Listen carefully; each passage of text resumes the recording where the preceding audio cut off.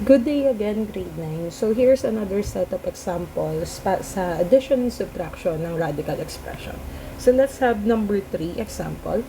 5x square root of x plus 2y square root of cube root of y minus 8y cube root of y plus 7x square root of x.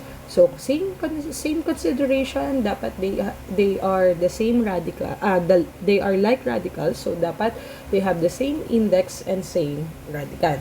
So, check muna natin. Here, ang index ito ay invisible 2, 3, 3, then invisible 2. So, sa index pa lang kita na natin, ito, saka ito, pareho.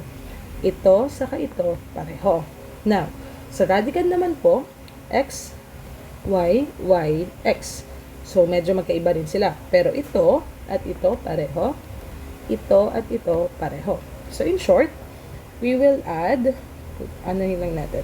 So, ito, pwede nating, wait lang, palitan lang natin yung kulay. Medyo, hindi siya nababasa. Let's try lang.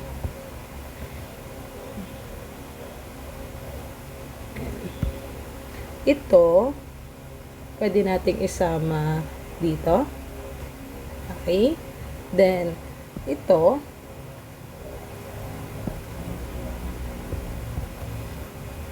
pwede isama dito. Okay. So, yun yung mga magkaka-grupo. Kumbaga, in-group natin sila. So, let's start with 5x squared of x and 7x squared of x. So, kailangan mo lang consider is yung nasa labas na part ng radical expression. So, in short, we will add 5x plus 7x. And 5x plus 7x is 12x. So, you'll write 12x. Copy lang yung radical expression which is square root of x. Ganun lang po. Then, dito naman tayo sa kabilang part, that is 2y minus 8y. Or 2y and positive 2y and negative 8y. Since magkaiba ng sign, minus, so that will be, copy the sign of the larger absolute value, so negative 6y. Ulit, that is 2y minus 8y. Or negative 6y. Then, copy the radical expression, cube root of y. Now, check natin kung pwede pa rin i-add or simplify.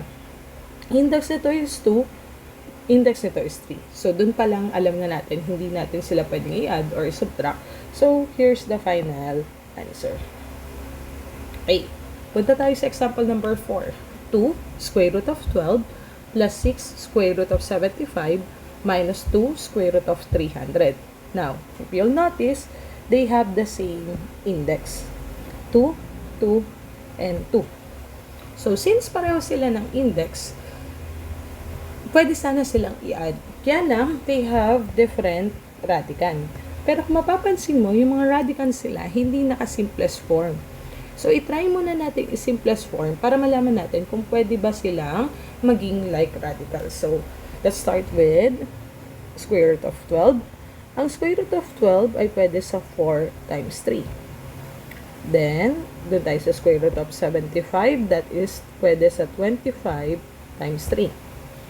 Then, yung 300, pwede sa 100 times 3. Tandaan mo, kapag nagsisimplest form ka, you're looking for a perfect square number, yung greatest perfect square number na factor ng ating radicand. Then, kung mapapansin mo, perfect square itong mga to, then, pare-pareho na yung magiging matitirang radicand nila. Ito yung goal natin para ma-add sana natin yung radical expression. So, from here, we will have square root lang natin yung 4, so that will be 2 times 2 square root of 3. Saan galing yung 2? Square root of 4 is 2, iwan yung 3 sa loob. Ganun lang po. Then, punta tayo sa kabila. Square root of 25 is 5. So, that will be 6 times 5 square root of 3. Tandaan, kapag inilabas mo yung square root, that will become multiplication na po. Multiply dun sa coefficient na nasa labas. So, tayo sa last one. This is 2 times square root of 100, which is 10 square root of 3. Multiply lang natin. So, that is 2 times 2, 4, square root of 3. 6 times 5, that is 30, square root of 3. 2 times 10, that is 20, square root of 3.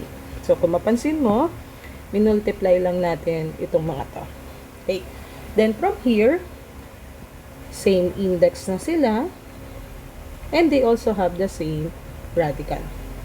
So, index sila pare-pareho, yung radical nila pare-pareho, pwede na natin i-add or subtract. So, from here, 4 plus 30, 34, minus 20, that is 14. So, the final answer will be 14 square root of 3.